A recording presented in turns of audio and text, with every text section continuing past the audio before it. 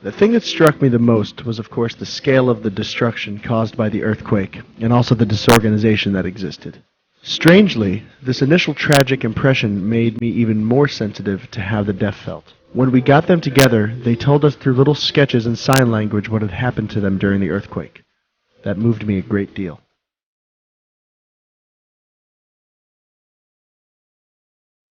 The deaf suffer from a lack of direction and information. The messages issued to the population are usually given orally on radio and television. The deaf therefore don't have access to these messages. They therefore find themselves isolated in physical and mental danger. They are not recognized as a minority that requires protection during this humanitarian crisis.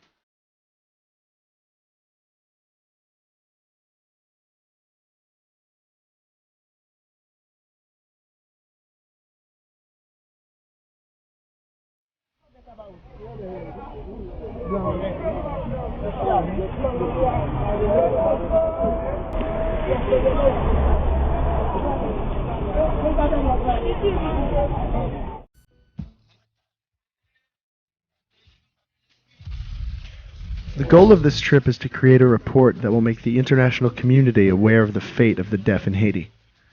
It is also aimed to inform deaf people all over the world of the living conditions of their Haitian counterparts, since this topic is rarely dealt with in the media.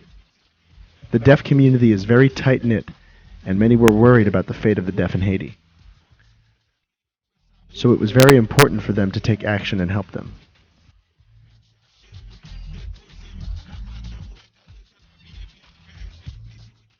The Haitians in general are very religious. They gather for prayers every Sunday. Because the church is the primary meeting place of the community, we decided it would be the best venue to meet and communicate with the deaf population. Our main objective following this mission is in fact to establish a shelter just for the deaf community. The deaf are currently spread out among several humanitarian camps, and they are more vulnerable and isolated. Bringing them together would make it possible to meet their specific needs in a more effective way. It would allow us to ascertain how many of them there are and determine who could participate in the reconstruction programs in their country. Bringing them together also helps facilitate their access to international aid. They should benefit from this aid in the same way that others do. I'm thinking in particular of the UN's Cash for Work program, which would allow them to take part in this reconstruction.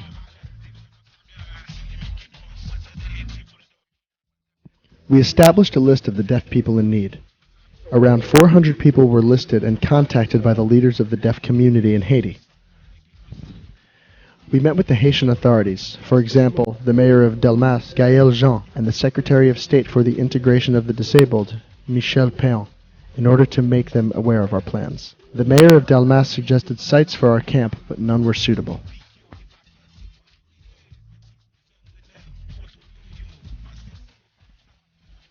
After we returned home, we received some good news. In response to our request, the Haitian authorities have apparently found a site suitable for setting up this camp. This is a long-term project that will take some time, since it's the first time that this type of initiative has been taken for the deaf.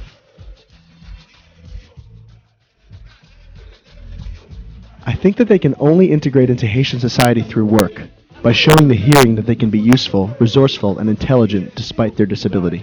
By putting them together with hearing workers, the deaf are able to highlight their professional skills to the hearing.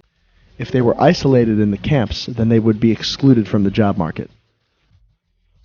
The Delmas local authority already forces employers to hire a quota of deaf people. They employ a dozen deaf people and are very happy with the situation.